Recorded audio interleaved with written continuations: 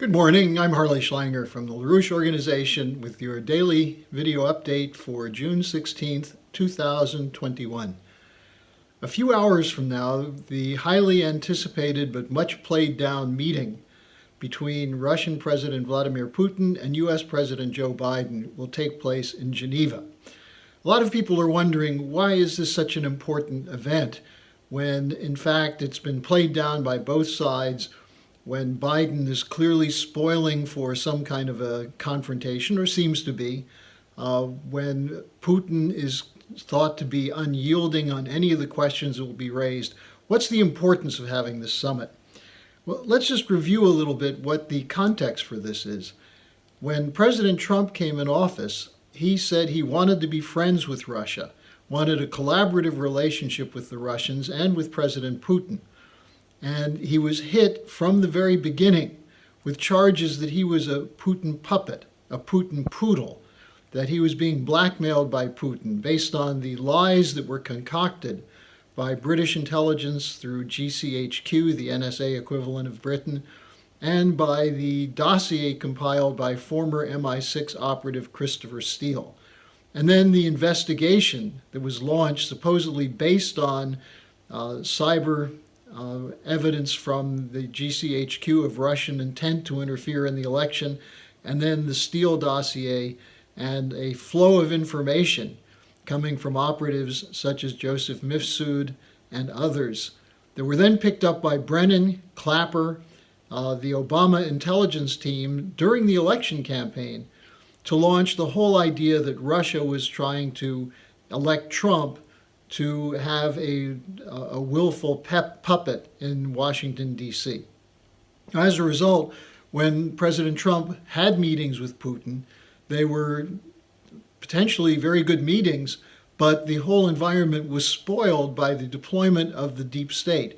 Remember, the major meeting he had in Helsinki in July 2018, a couple days before, Robert Mueller indicted 12 Russian intelligence officers and accused them of hacking the computers of the DNC, Hillary Clinton's campaign, and the Democratic Congressional Campaign Committee. No evidence ever emerged that there was a Russian hacking attack or Russian meddling. None. Mueller couldn't find anything. And the person who did cybersecurity for those agencies said there was no evidence of a Russian hack. So why was this done? Well, to spoil the meeting. When Putin and Trump met in Helsinki and they discussed arms control, they were asked afterwards, question after question, do you trust Putin? Putin interfered in the election. Did you challenge him on that?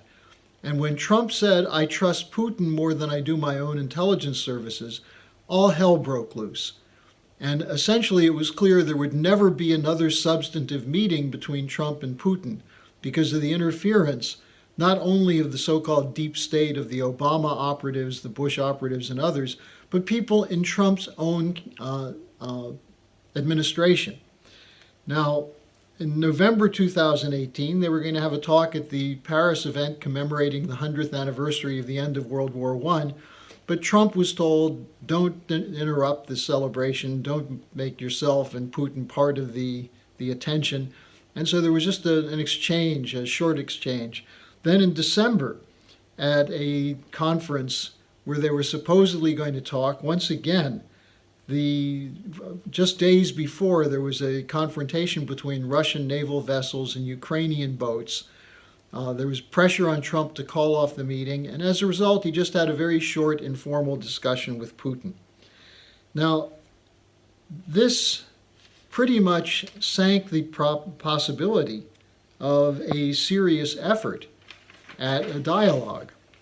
Now, as a result, everything the Russians did, or everything that was done to the United States, was blamed on Russia. It was Russia, Russia, Russia, from Pelosi, from Schumer, and from many Republicans. And as a result, relations between the two countries worsened to the point that now it's essential that there be a meeting for this to be at least put back on some kind of serious level.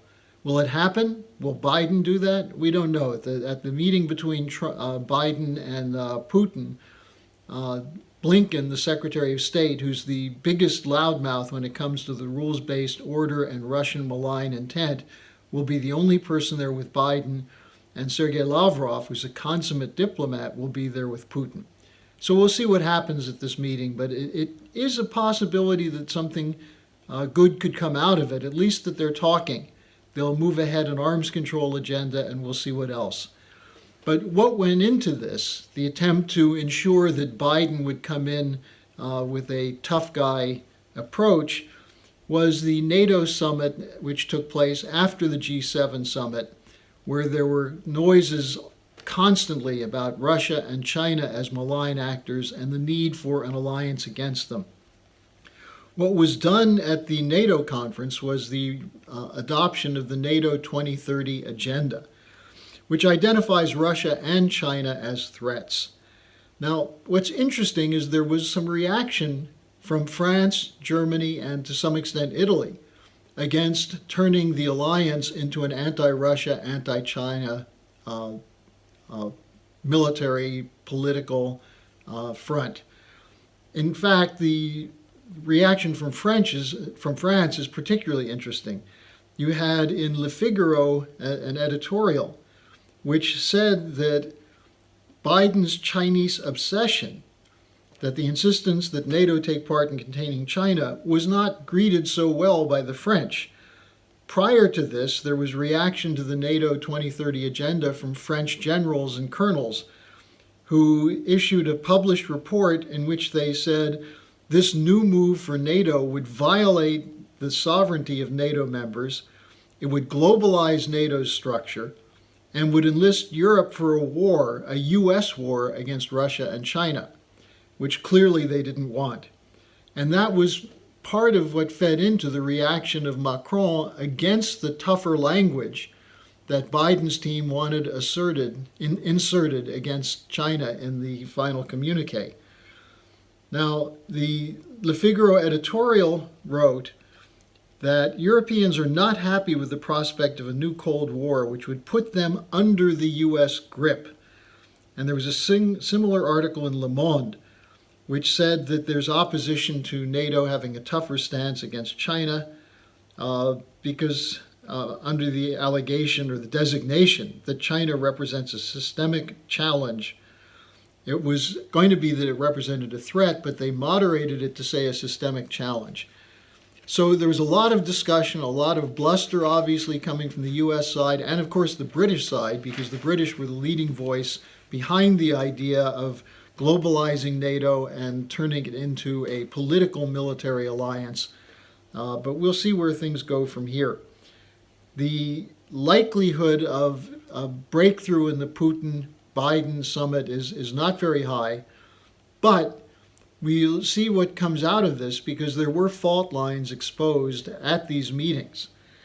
Now, at the same time, the rules-based orders suffered a big defeat in a vote over the weekend in Switzerland, where the sovereignty-oriented Swiss voters rejected a carbon dioxide referendum. It was a close vote, but given all the media hype and all the push for global warming is caused by man and we have to crack down on CO2, the fact that it was defeated in the first time it was presented to the voters is being taken very seriously, especially in Germany, where the Green Party was polling 30% in the polls 2 weeks ago, and the most recent poll, they're down to 20%. Why such a big drop? Well, because farmers are in opposition. There are reports of the increase in utility prices, the increase in food prices that will result from moving toward green agriculture and green energy production. And so you have a very significant shift represented by that 10% drop in Germany, but also by the Swiss referendum. Maybe if referenda were used to determine this, even though that's not a very good way of governing, but it would at least show the politicians that instead of listening to corrupt bankers who are pushing the Green New Deal to create a new green financial bubble of $50 to $60 trillion to prop up their bankrupt system, maybe they'll discover that the people of their countries are not so interested in higher taxes, higher food prices, higher utility prices, in return for bailing out the bubble of the speculators. Now, just one final note. The other thing on the Green New Deal and the rules-based order was an effort to hammer through a proposal for a Build Back Better worldwide program of infrastructure to counter the China Belt and Road Initiative. Just a simple question. Why counter it? What's the threat of China building railroads and ports and dams in countries that don't have them? Well, the threat is that they're not being allowed to develop them because of the policies of the Western banks. So the fact that China is coming in and offering to do that highlights the difference between the neo-colonialism of the bankers of the so-called Western countries, transatlantic countries, led by the United States and Britain, as opposed to the Chinese, who see this as a win-win situation by having economic development in the poorer countries. The lies that are spread about a China debt trap don't really stick, because these are being told to countries that have lived for 20 to 30 years under an International Monetary Fund banker's debt trap. And the Chinese are willing to negotiate the terms, they're willing to extend the terms to forgive some of the debt, but they're actually building something, as opposed to what the Western powers did for the most part in their colonization of Africa and Asia. So this is an opportunity, and instead of looking for confrontation, this is the time for dialogue and discussion. So we'll see what comes out of the Putin-Biden meeting. In the meantime, we will have people from all of the countries I've mentioned today participating in our conference on June 26th and June 27th. You can register for it online at theschillerinstitute.com. Thanks, and I'll see you tomorrow.